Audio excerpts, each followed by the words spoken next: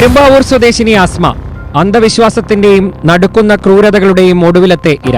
35 വയസ്സിനിടെ അസ്മയുടെ 5ാം പ്രസവമായിരുന്നു ഇന്നലെ. അതും ആശുപത്രിയിലല്ല, മലപ്പുറം ചട്ടിപ്പറമ്പിലെ വാടക വീട്ടിൽ. അസ്മ ആശുപത്രിയിൽ പ്രസവിക്കുന്നത് ഭർത്താവ് സിറാജുദ്ദീന് സഹിക്കില്ല. ആദ്യ 2 പ്രസവങ്ങൾ ആശുപത്രിയിലായിരുന്നു. 3ാമത്തെയും 4ാമത്തെയും കുഞ്ഞുങ്ങൾ ജനിച്ചപ്പോൾ അസ്മ പ്രസവവേദന വീടിനുള്ളിൽ തന്നെ കടിച്ചമർത്തി. അന്നൊന്നും അനങ്ങിയില്ല സിറാജുദ്ദീൻ. ഒടുവിൽ 5ാം പ്രസവത്തിനും വീട്ടിലെ മുറി തന്നെ ഒരുക്കി Sirajuddin. Hello guys, welcome back.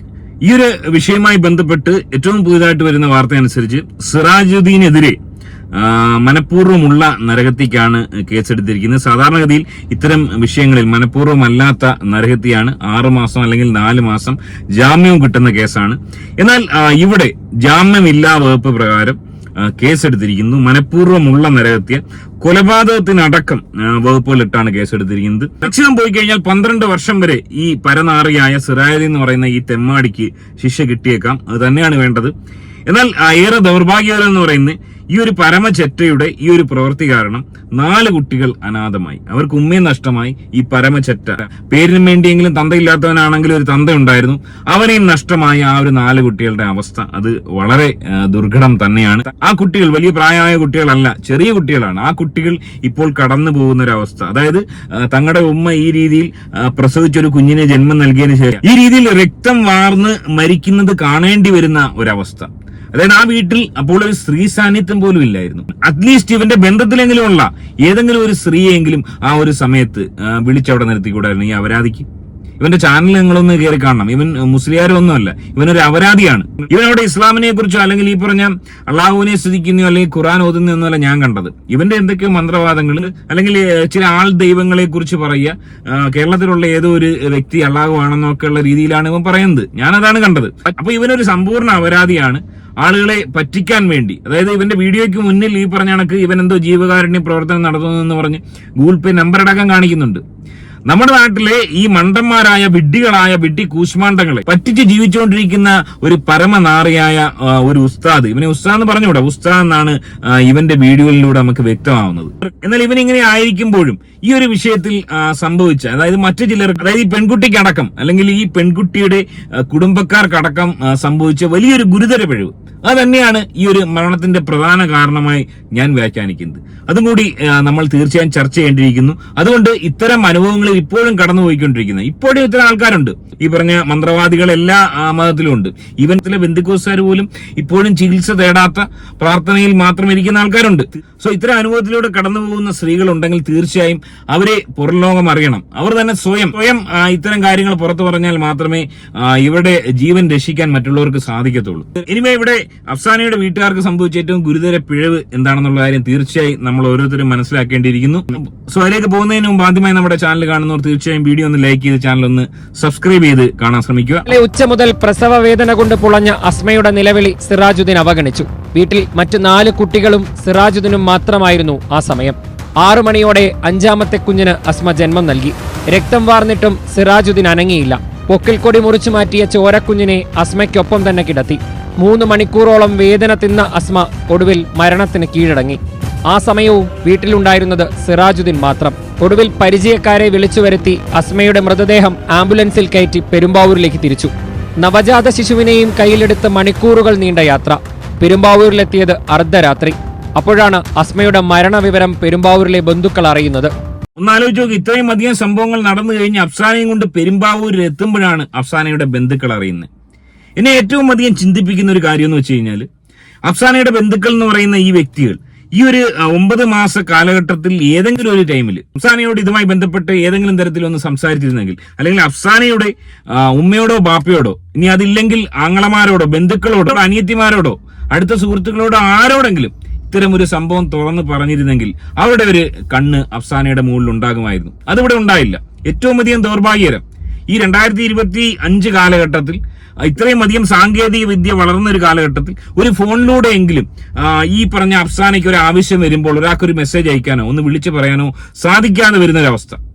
അതിൽ നിന്ന് മനസ്സിലാക്കുന്നത് അത്രയും അധികം ദുർഘടം പിടിച്ച ഒരു ജീവിതത്തിലൂടെയാണ് അഫ്സാന കടന്നുപോയത്. ഇതുപോലുള്ള ഉസ്താദ് എന്ന് പറയുന്ന ഈ തന്തയില്ലാത്തവന്മാർ അത്രയും അധികം പെൺകുട്ടികളെ പീഡിപ്പിക്കുന്നു. അതായത് ഇവരെ പുറലോകം കാണിക്കാതെ ഈ പർദ്ദയൊക്കെ ഇട്ട് നടക്കുന്നതുകൊണ്ട് ഗർഭിണിയാണോ ഇല്ലയോ എന്ന് നാട്ടുകാർക്കോ വീട്ടുകാർക്കോ പോലും അറിയില്ല. സോ അതുകൊണ്ട് ഈ വിഷയത്തിൽ നാട്ടുകാരെ കുറ്റം പറയാൻ പറ്റത്തില്ല. പക്ഷെ സ്വന്തം വീട്ടിലെ ആളുകളെങ്കിലും ഇത് തിരിച്ചറിയണമായിരുന്നു, അല്ലെങ്കിൽ അഫ്സാനെയെങ്കിലും ഇവരോട് പറയണമായിരുന്നു. ഈ അപരാധിയായ ഉസ്താദ് എന്ന് പറയപ്പെടുന്നത് ഇവനൊരു അപരാധിയാണെന്നും ആദ്യത്തെ 2 പ്രസവത്തിന് ശേഷം ഈ പറഞ്ഞ പ്രസവ ചെലവുകൾ കാരണമായിരിക്കാം ഒരുപക്ഷെ ഇവൻ 5 കുട്ടികളെ വേണം. ആദ്യത്തെ 2 കുട്ടികളുടെ പ്രസവം ഹോസ്പിറ്റലിൽ, അതിനുശേഷം 2 കുട്ടികൾ വീട്ടിൽ. അതായത് ഒരു സ്കാനിങ് പോലും നടത്തുന്നില്ല, ഹോസ്പിറ്റലിൽ പോകുന്നേ ഇല്ല, ഹോസ്പിറ്റലിന്റെ പടി പോലും കാണുന്നില്ല, ഒന്നും അറിയുന്നില്ല. ഗർഭിണിയാക്കുന്നു, വീട്ടിൽ പ്രസവിപ്പിക്കുന്നു. ആലോചിച്ച് നോക്കുക, ഇത് വല്ല ശിലായുഗത്തിലും നടക്കുന്ന സംഭവങ്ങളാണ്. അപ്പൊ ഈ അവസ്ഥയിലാണ് തങ്ങളുടെ മകൾ കടന്നു പോകുന്നതെന്ന് മനസ്സിലാക്കിയ, ഇതുപോലെ ഒരു തന്തയില്ലാത്ത മകന്റെ കയ്യിലാണ് തങ്ങളുടെ മകളെ പിടിച്ചു കൊടുത്തതെന്ന് മനസ്സിലാക്കിയ ഈ ബന്ധുക്കളോ അല്ലെങ്കിൽ സുഹൃത്തുക്കളോ ഈ ഒരു പെൺകുട്ടിയുടെ കാര്യത്തിൽ ഒരു ചെറിയ ശ്രദ്ധ പുലർത്തിയിരുന്നെങ്കിൽ ഒരുപക്ഷെ ഈ പെൺകുട്ടിയെ മരണത്തിൽ നിന്നും രക്ഷിക്കാമായിരുന്നു. ഇനിയെങ്കിലും ഇത്തരം അനുഭവത്തിലൂടെ കടന്നു പോകുന്ന പെണ്ണുങ്ങൾ തീർച്ചയായും ആരോടെങ്കിലും പറയണം, ഇതുപോലുള്ള അവസ്ഥയിലാണ് ഞാൻ കടന്നു പോകുന്നത്, ഇതുപോലെയാണ് ഇവ എന്നെ കൈകാര്യം ചെയ്തുകൊണ്ടിരിക്കുന്നത് എന്നുള്ള കാര്യം പെണ്ണുങ്ങൾ പറയാതെ പുറലോകം അറിയത്തില്ല. എന്നാൽ സ്വന്തം വീട്ടുകാർക്ക് സ്വാഭാവികമായും ചോദിക്കാമായിരുന്നു. ഈ ഒരു 9 മാസ കാലഘട്ടത്തിൽ ഏതെങ്കിലും ഒരു സമയത്ത് അവിടെ പോയി ഒന്ന് അന്വേഷിക്കുക, ഒന്ന് അഫ്സാനെ കാണാനോ ശ്രമിച്ചിരുന്നെങ്കിൽ തീർച്ചയായും ഒരുപക്ഷെ ഈ ഒരു ദുരന്തം ഉണ്ടാകത്തില്ലായിരുന്നു. എന്നാലോചിച്ച് നോക്കുക, ഇനി ആ മക്കളുടെ അവസ്ഥ ഒന്ന് ആലോചിച്ച് നോക്കുക. അതായത് സ്വന്തം ഉമ്മ ഈ രീതിയിൽ പ്രാണൻ വെടിയുന്നത് കാണേണ്ടി വന്ന ആ മക്കളുടെ അവസ്ഥ, 4 പിഞ്ചു മക്കളുടെ അവസ്ഥ എന്ന് ആലോചിച്ച് നോക്കുക. ഈ ഒരു 16 ജയിലിലും പോയി, അവർക്ക് ഉമ്മയില്ല വാപ്പയില്ല. നമ്മളൊന്ന് ആലോചിച്ച് നോക്കിയാൽ ഈ ഒരു ചെറിയ പ്രായത്തിൽ തന്നെ ഇത്തരം ദുരവസ്ഥയിലൂടെ കടന്നു പോകുന്ന 4 മക്കളുടെ ഒരു അവസ്ഥ ഒന്ന് ആലോചിച്ച് നോക്കി.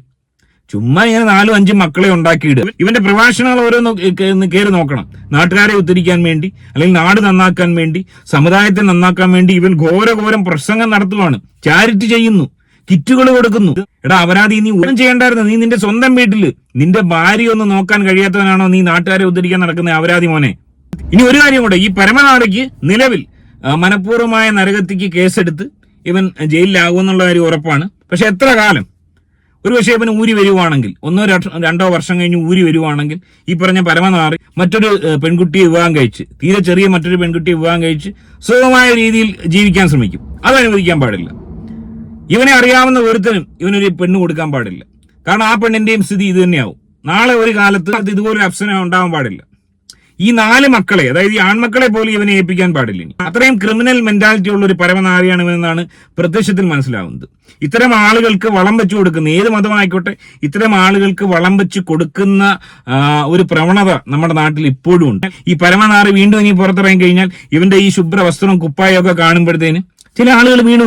ഒരു ഉസ്താദ് ഓന്റെ കൈ പിടിച്ച് എന്റെ മോളെ അങ്ങ് ഏൽപ്പിച്ചു കൊടുക്കാൻ ചിന്തിക്കുന്ന വിഡ്ഢി കൂശുവാണ്ടുകളായ നിരവധി ആളുകൾ ഇപ്പോഴും നമ്മുടെ സമൂഹത്തിലുണ്ട്. സോ അത്തരം ആളുകളുടെ വിഡ്ഢിത്തരം മൂലമാണ് ഇത്തരം ദുരന്തങ്ങൾ ഉണ്ടാവുന്നത്. ഇത്തരം അപരാധികളുടെ കയ്യിലാണ് തങ്ങളുടെ മക്കളെ പിടിച്ചു കൊടുത്തതെന്ന് നിങ്ങൾക്ക് ഉറപ്പുണ്ടെങ്കിൽ തീർച്ചയായും അവരെ തിരിച്ചു വിളിക്കുകയാണ് വേണ്ടത്. ആ ഒരു ബന്ധം ഉപേക്ഷിച്ച് അവരെ തിരിച്ചു വിളിച്ച് സ്വന്തം വീട്ടിൽ കൊണ്ടു നിർത്തുക. എന്തെങ്കിലും ജോലി ചെയ്ത് അവർ ജീവിച്ചോളും. ഇത്തരം അപരാധികളുടെ കയ്യിൽ കൊടുക്കാതിരിക്കുക. ഇത് എത്ര കേസുകളാണ് ഇങ്ങനെ ഉണ്ടാവുന്നത്? അക്വപഞ്ചർ എന്നും പറഞ്ഞ് 3-4 കേസുകൾ ഈ കഴിഞ്ഞ വർഷങ്ങളിൽ തന്നെ ഉണ്ടായിട്ടുണ്ട്. വീട്ടിൽ പ്രസവം എടുക്കുന്ന നാറികൾ. പണ്ട് കാലത്ത് അങ്ങനെ ചെയ്യുന്നെന്നും പറഞ്ഞ് ഈ ഒരു കാലഘട്ടത്തിൽ അതാണോ?